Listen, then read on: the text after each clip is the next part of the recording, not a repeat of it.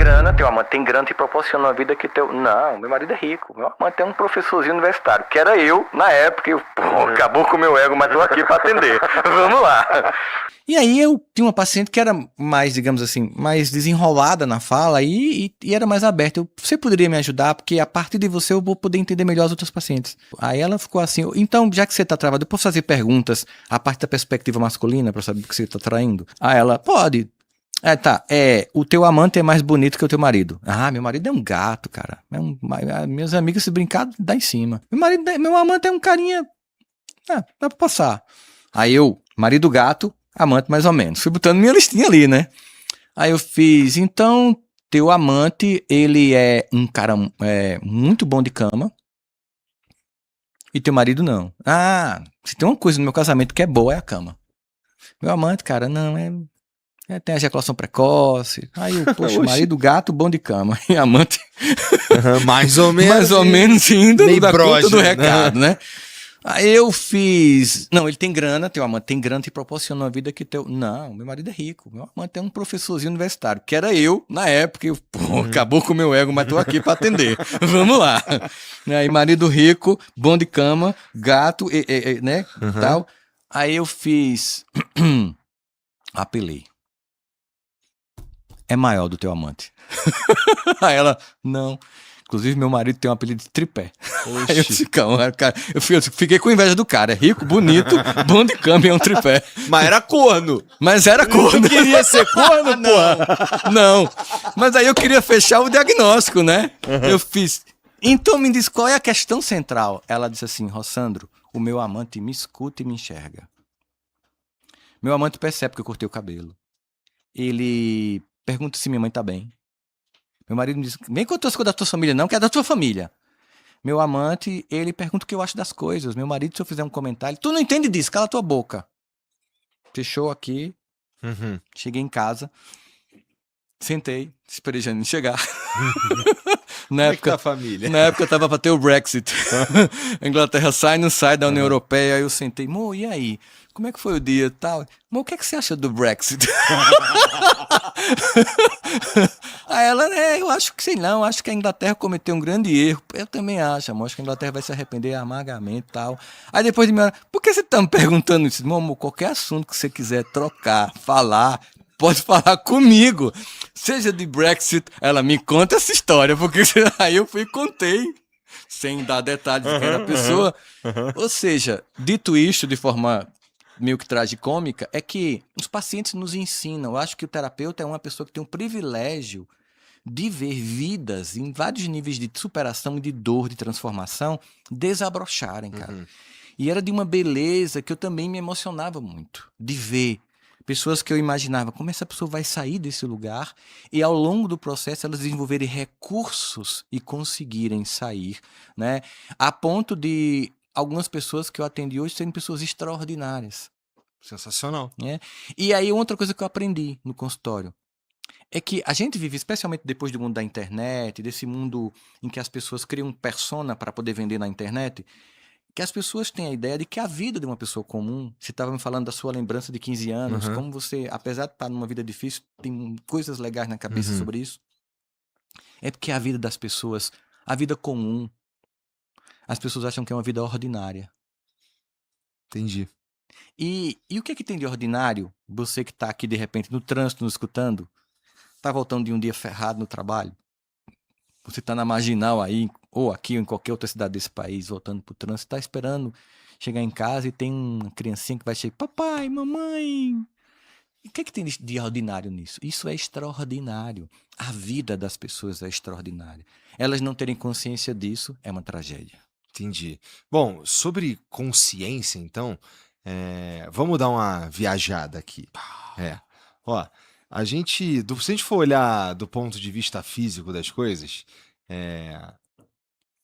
o nosso cérebro dá um em choquinhos, que aí a gente diria de uma maneira muito rasa que é daí que emerge a consciência, né? A gente não sabe direito como, a gente não sabe quantificar, a gente não sabe, sei lá, direito diferença entre uma e outra. Aí tem toda a discussão do teu trabalho acerca, lidar com essa coisa meio sei lá, meio. A consciência, ela não é. Não sei, ela não é igual um dedo, né? Que eu consigo ver a consciência, né?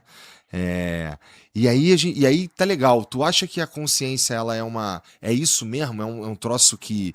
Ou tem alguma outra coisa acontecendo, Rossandro? Eu tenho sido levado a acreditar cada vez mais tem uma outra coisa acontecendo. Eu fui ensinado que tinha. Bom, minha mãe é evangélica, né? Ela ficou evangélica, eu devia ter uns, sei lá, uns 8, 10 anos. Ela ficou evangélica, ficou muito evangélica. E aí tinha aquele lance de ir pra igreja toda hora. Eu ia meio obrigado e. Eu era uma criança, eu queria mesmo era brincar, né? E. Mas e depois eu fui, putz, olhando o mundo de um jeito mais cínico, talvez, entendeu?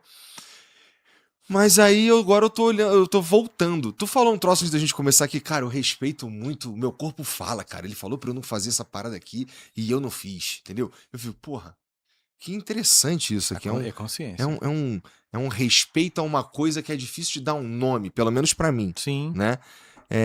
Como é que você enxerga essa coisa, talvez a consciência, porque não é isso que torna a gente único no fim das contas? É sim. É sim. Porque, vamos imaginar aqui, se chegar a CT aqui agora, não tá? Como é que é um ser humano? Chegar aqui. Primeiro, ser humano diferente de um cachorro, por quê? Porque o cachorro tem um corpo físico, o ser humano também tem. Mas a memória do cachorro é curta. O ser humano tem uma memória maior. Então, o ser humano é um ser biológico, que está num tempo histórico. Ok. Mas ele está no tempo histórico dentro de uma cultura. No Brasil, no Sudeste, no Nordeste. Ele está dentro de uma cultura e está dentro de um padrão familiar. Classe média, classe alta, com mais ou menos acesso à leitura. Ele é menino, menina, ou tem outra orientação sexual, qualquer que seja. Aí você vai chegando para aquilo que te torna único. Igor, Rossandro, né? E aí você tem aquilo que é único do ser humano. E a consciência hoje, se a gente for aqui para muitos estudos, vai perceber que a gente ou esbarra num radicalismo biológico de que a vida é só física, é só ligações sinápticas e acabou, e depois você deixa de existir, ou você tem uma noção de que algo transcende isso aqui. E eu não vou aqui dizer se esse transcender, para não polemizar e não ficar aqui numa discussão que vai deixar muita gente chateada.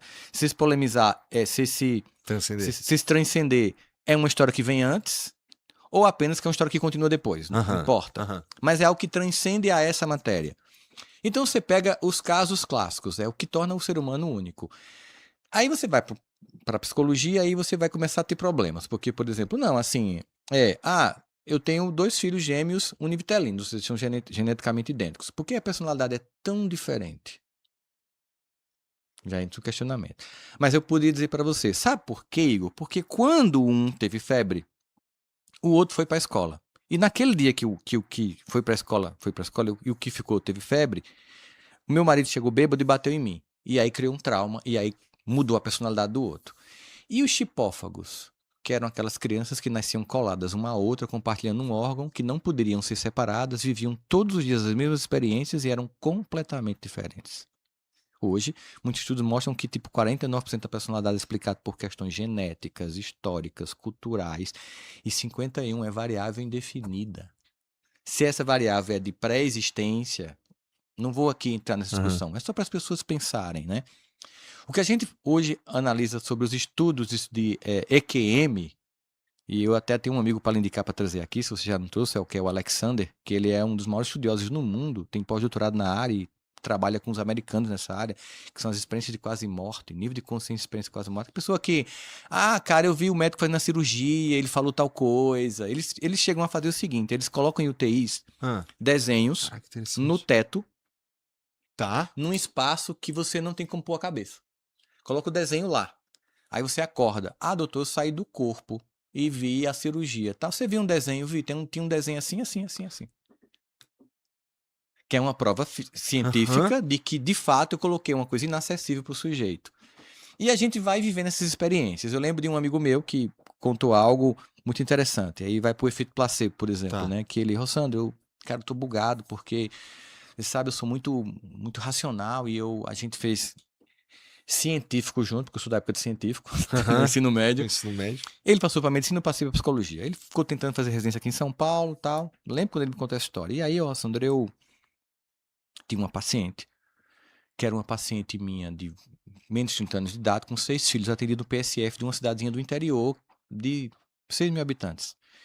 E quando eu fui fazer exame de colo de útero, ela estava com câncer muito avassalador. Eu era recém-formado, tinha ido para esse PSF enquanto passava na residência em São Paulo. Fiquei muito, muito chocado, com dúvida no diagnóstico. Pedi para chamar meu amigo do outro PSF. Ela esperou, ele veio, ele olhou para mim e disse: é isso mesmo. Mas ele também recém-formado ficou com medo de dizer para a paciente o diagnóstico. Pedimos para ela voltar no outro dia. Levamos para o nosso preceptor de clínica e ele disse: é isso, e seu dever como médico é comunicar à sua paciente que ela vai morrer e começar os cuidados paliativos. E aí, no outro dia, Rossandro, eu chego lá, a mulher olhou para mim, que era uma mulher simples, mas era uma mulher altiva, e disse: doutor, eu não sou burra. Eu sou uma mulher simples, mas não sou burra. Eu não sei o que o senhor viu, que ele deixou com tão espanto, mas eu vi no seu rosto.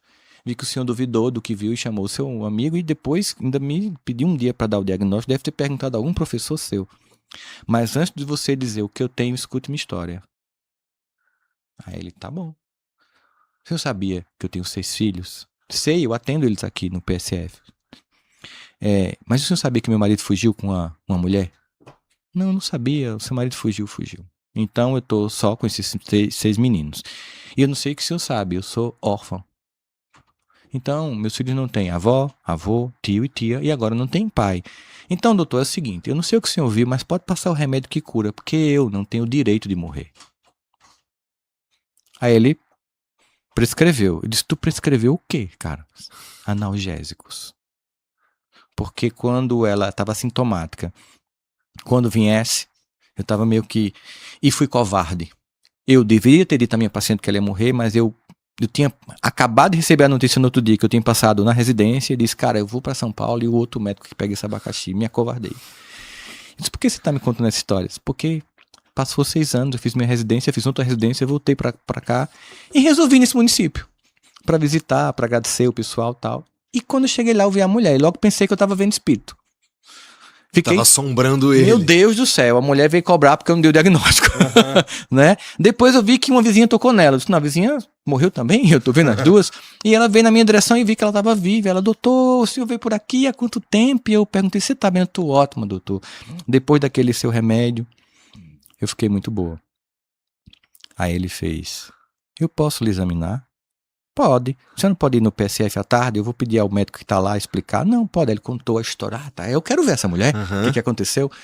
Sr. Santo, quando eu abri o colo do útero dela, parecia que ela nunca tinha tido um único filho, de tão limpo que era. E eu perguntei: como a senhora tomou remédio? Na verdade, eu não comprei, doutor, porque eu não tinha dinheiro. E o que você fez? Eu vi que o senhor passou para tomar 6 da manhã e 6 da noite durante um mês, para começar. Então, picotei a receita em 60 pedaços e todo dia eu rezava uma Ave Maria. De manhã eu tomava uma Ave Maria, tomava outro. Depois eu parei o tratamento. E tô boa. Que doideira, né, cara? Consciência. O que é a consciência? Como é que eu vou explicar isso? Aí vai para a indústria farmacêutica. O clássico. Vai testar um medicamento, bota um grupo aqui de 500 pessoas para tomar o falso, 500 pessoas para tomar o verdadeiro. O grupo que toma o falso não sabe porque é falso, o que toma o verdadeiro não toma o verdadeiro, não sabe, para evitar o viés, né? Em média, mais de 30% das pessoas que tomam remédio falso se curam. O que é a consciência? A consciência que me cura de um câncer em estado terminal, porque o meu dever de amar 6 é maior do que o meu medo de morrer ou do ódio do marido que fugiu e me deixou nesse barraco. Eu escolhi a vida. Ou me sentir inferior, menor, ou ficar com tanto ódio de uma pessoa que é tóxica na relação comigo, que desenvolva um câncer do ódio que eu tenho de você. O que é a consciência? É uma discussão em aberta. É algo que talvez seja como pedir para o Windows explicar Bill Gates, ou o iPhone explicar, né, o Steve Jobs. Eu acho que a criatura nunca explica o criador. Ele é grande, essa supraconsciência que nos deu uma consciência que a gente mal conhece e que quando a gente maneja, a gente entende o que significa se tiver desfé do tamanho de um grão de mostarda, ou seja, o nível de consciência que você vai operar milagres na sua vida e na dos outros. E essa consciência, você estava dizendo que uma das grandes tristezas é ver que as pessoas não se conhecem, né? Com as palavras, não tem consciência da própria da própria potência ou das coisas que é possível, que eles são possíveis de fazer, né? Então, é possível expandir essa consciência.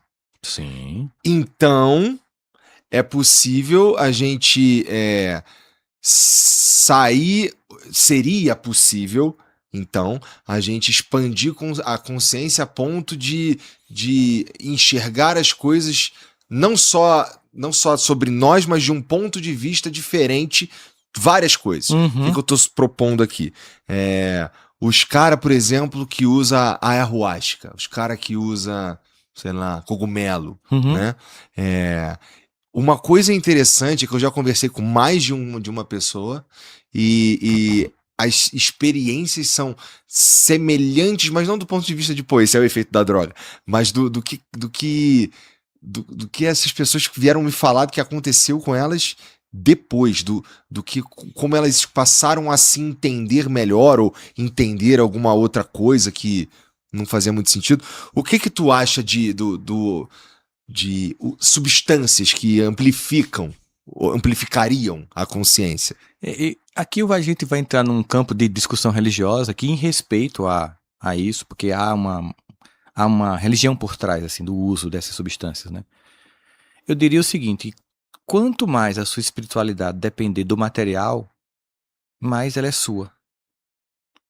Mais ela é madura nesse sentido. Como assim? Tipo assim, e com muito respeito eu tô falando isso aqui, né? Tipo, eu posso pedir pra você fazer alguma coisa pra mim, mas eu acredito muito no DDD, descagem direta com Deus.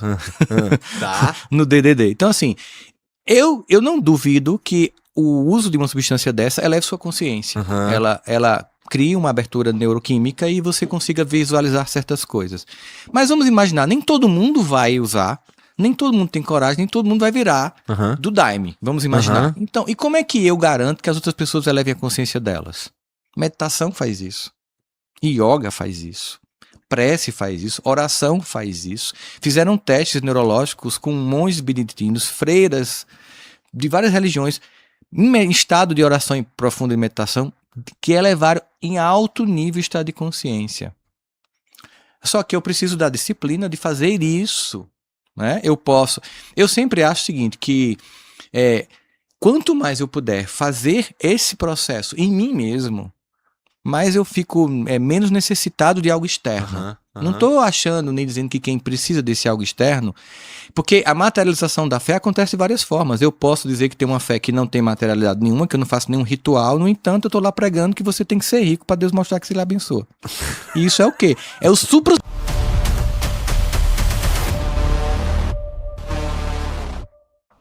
E aí você que está assistindo o corte, tá curtindo? Curte aí.